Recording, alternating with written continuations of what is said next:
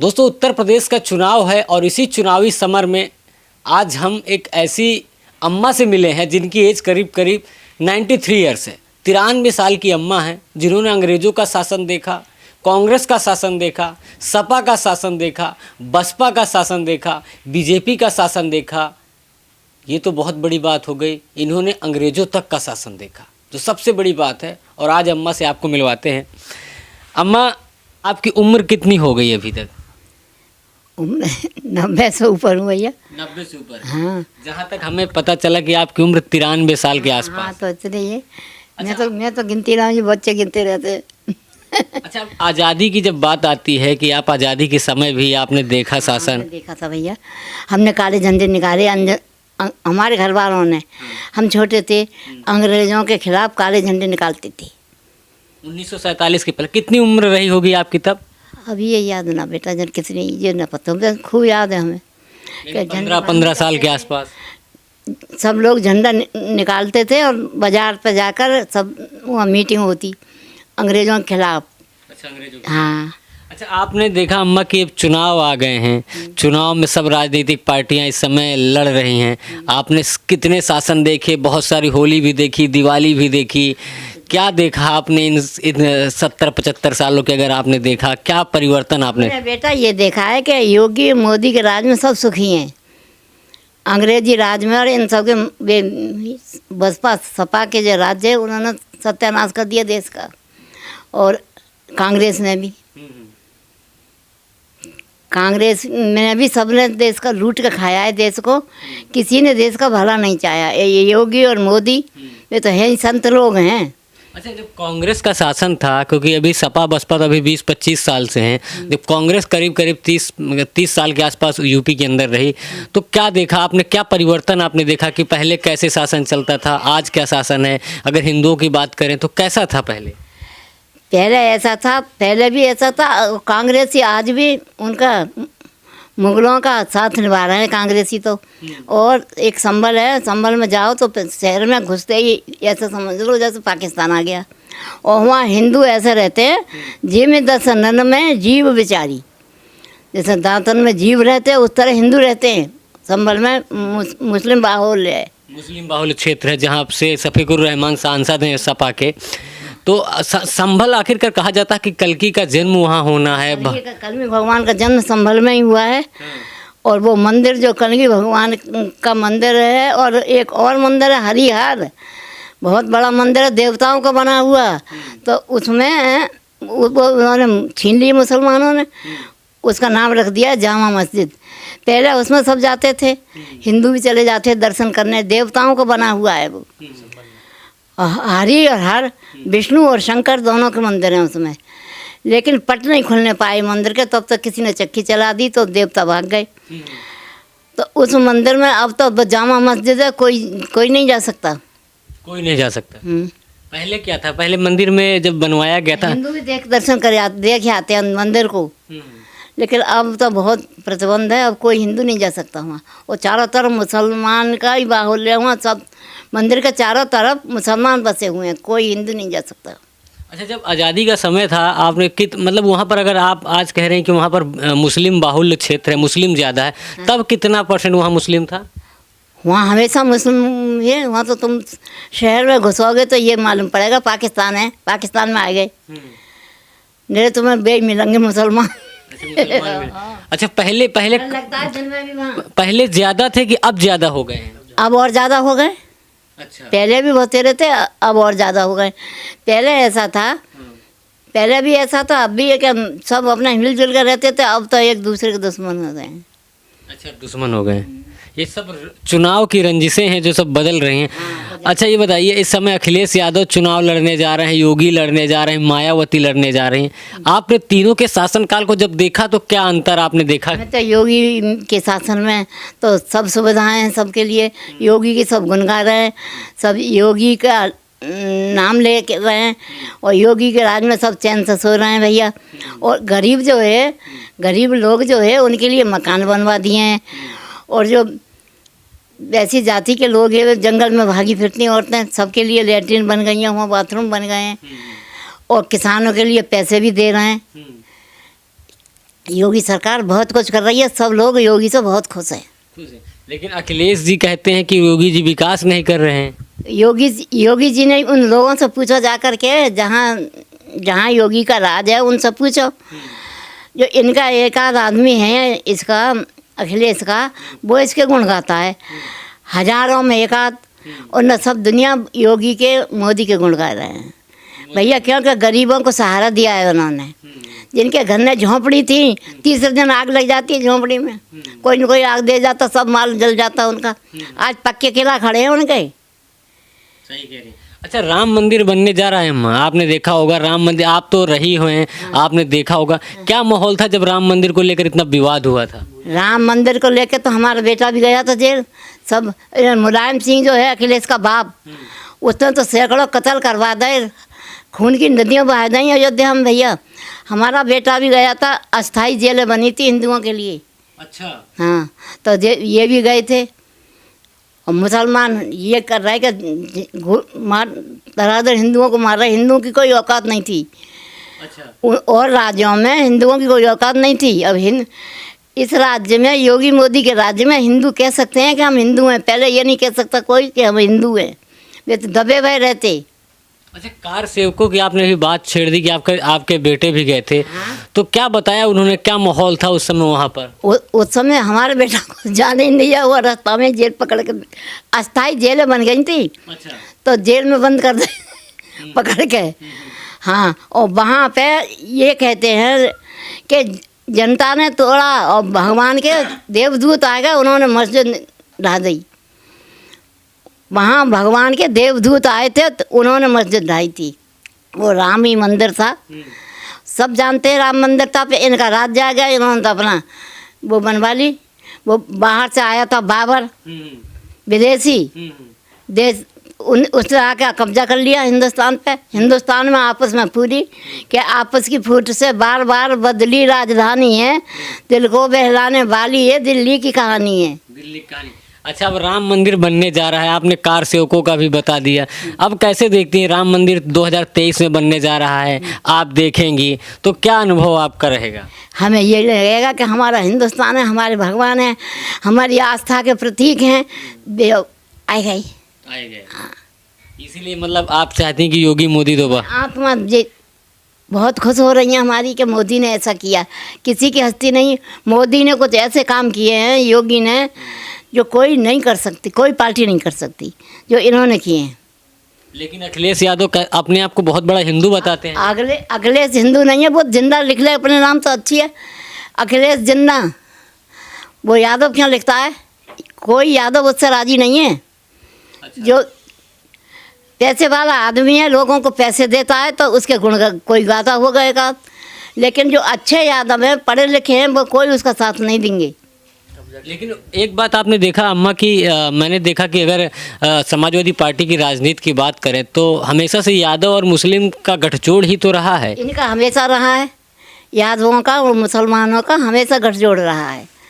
और ज़िंदगी जो हमेशा मुसलमानों का ही साथ देंगे, हिंदुओं का किसी ने साथ नहीं दिया, सिवाय योगी ने और मोदी ने हिंदुओं का साथ दिया है। अब हिंदू ये कह सकते हैं कि हमारा हिंदुस्तान, पहले हिंदुस्तान कहने में भी लाज आती, क्योंकि ये लोग तो बीच में बेर मचा देते, हिंदुओं को सरेआम गोली मारते थे। मुसलमान तो ये कुछ नहीं कहते थे। आज भी मुसलमान का मुसलमान पे कोई परेशानी आए तो सब तैयार हैं, और हिंदू चाहे रोज़ मरे बेचारे, हिंदुओं को कोई पूछने वाला नहीं है, सिवाय योगी मोदी के। हिंदुओं का कोई पूछने वाला नहीं है। योगी मोदी पूछें तो उन पर चढ़ाई कर देते, सिगरेट मिल रहे हैं। मायावती ने तो वो किया था कि बड़ा दुनिया की मट्टी पलीत कर दी। मायावती खुलेआम कहती थी, वो तिलक तराजू और तलवार इनके मारो, जूता चार गिन गिन के खुलेआम कहती मायावती। आज तो ब्राह्मण सम्मेलन मायावती जी कर रही हैं, सतीश मिश्रा जी कब पूजा कर रहे हैं। और जो हिंदू हैं, कब सुनो, राहुल गांधी तो हिंदू है ही नहीं, वो तो जनेऊ पहनते हैं ना। जनेऊ अब पहन रहे हैं, देखे मंदिर जा रहे हैं पूजा में, बड़ी शर्म। टीवी में देखो तो इतनी लिहाज लगते हैं जे कब के हिंदू है गए, बाप दादे हिंदू ना आए, जे हिंदू है गए। अच्छा अम्मा, एक बात ये बताइए कि चुनाव आ रहे हैं तो किसको जीतते हुए आप देखती हैं? जब आप बैठती हैं, लोग आपसे चर्चा करते हैं, इतनी उम्र होने के बावजूद भी आप राजनीति में इतना इंटरेस्ट रखती हैं, योगी को क्यों चाहिए? अखिलेश क्यों नहीं आना चाहिए? अखिलेश तो कहते हैं हमने इतना विकास किया कि सारा उद्घाटन खाली योगी आदित्यनाथ कर रहे हैं।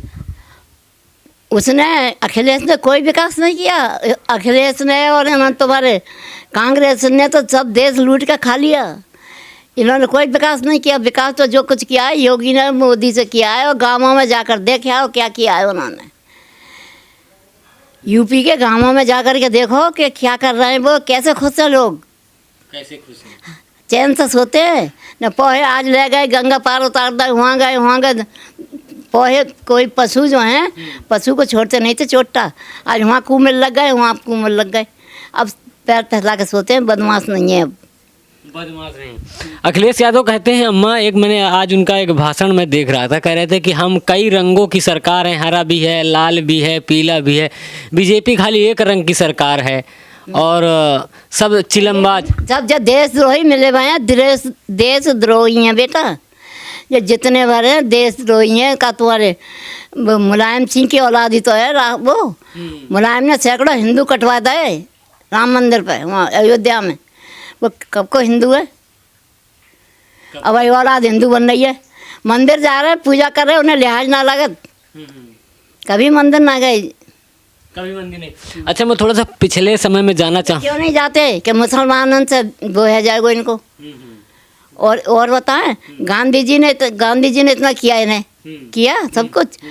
लेकिन गांधी जी जिस वक्त मरे थे तो गांधी जी के मुंह से निकला था हे राम जी। तो इस बात पर ये चिढ़ गए सब। इन्होंने कहा अरे वो तो काफिर था, मरते समय राम कहा। मुसलमान हे राम कहा था बापूजी ने। हाँ। लेकिन एक बात ये बताइए अम्मा, जब उस समय आप, जब आज़ादी की बात थी, जब आप उस समय थी, हाँ, तो हम जब खूब बड़े हैं जब गांधी जी मरे। अच्छा, जब आप खूब बड़ी थी तब हाँ। गांधी जी मरे थे। और ये ना पता कितने दिन के, हमें खूब याद है। हाँ, गांधी जी के मरण के खूब गाने फाने चले। अच्छा, दिल्ली में खेले बापू होली रे, गम के बादल छाए। अच्छा। हम गाई करते गीत इतने बड़े। अच्छा, नेहरू का आपने शासन देखा था, नेहरू का, जवाहरलाल नेहरू का शासन देखा, कैसा था शासन उस समय? उसका भी ऐसा ही था, भ्रष्ट, सबका भ्रष्ट था। किसी का शासन अच्छा नहीं था सिवाय योगी मोदी के। एक से कौन, लाल बहादुर शास्त्री, ईमानदार व्यक्ति है। अच्छा।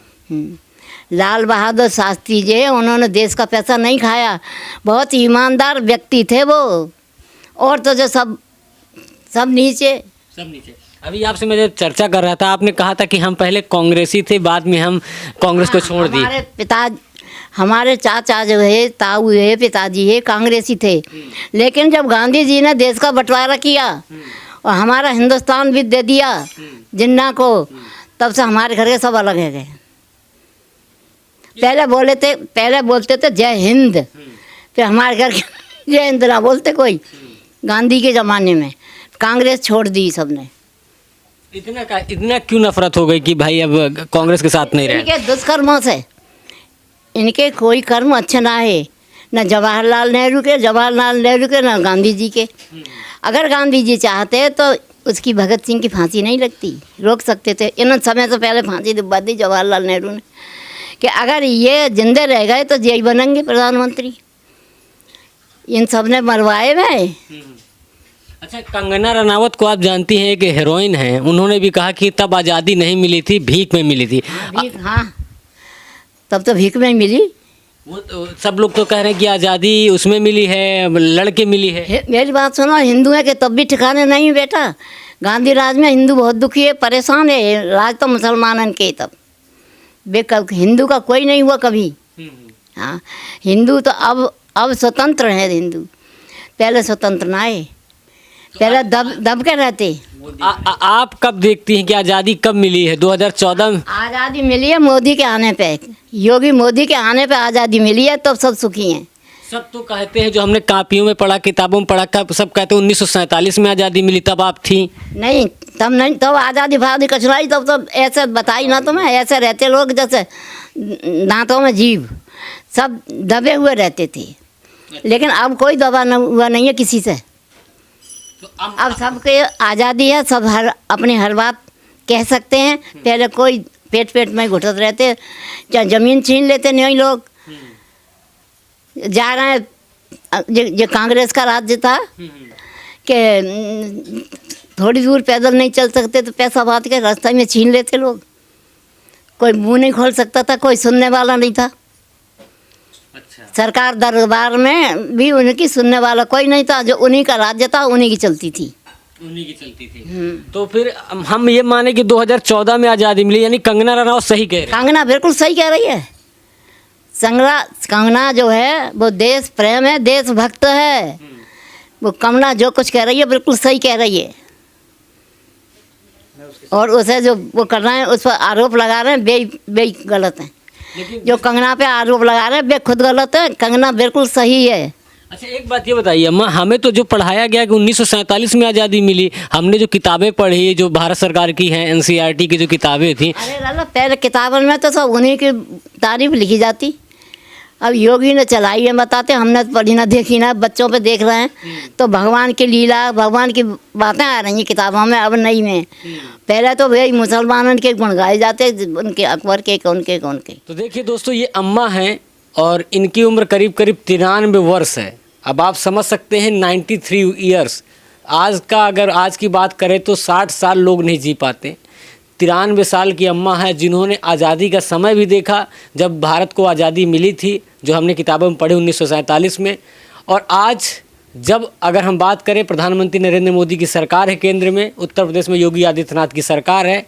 आज हम इनसे चर्चा कर रहे थे और इनसे जानने की कोशिश कर रहे थे कि पहले का शासन कैसा था, आज का शासन कैसा है। तो अम्मा ने बहुत ही अच्छी से बहुत ही बेहतरीन तरीके से ये डिफ़ाइन कर दिया कि पहले शासन कैसा था, आज शासन कैसा है। अम्मा की बात करें तो उत्तर प्रदेश के संभल से आती हैं। संभल जहाँ कहा जाता है भगवान कल्कि का जन्म होगा आने वाले समय में, जहाँ इस समय मुस्लिम बाहुल्य क्षेत्र है। तो समझ सकते हैं कि आने वाले चुनाव में क्या इस समय रणनीति बन रही है, क्या होने वाला है। अम्मा ने आपको बहुत सारे ज्ञान भी दे दिए होंगे। तो दोस्तों बने रहिए द न्यूज़पेपर के साथ। मैं हूँ राजवीर शाह। जय हिंद।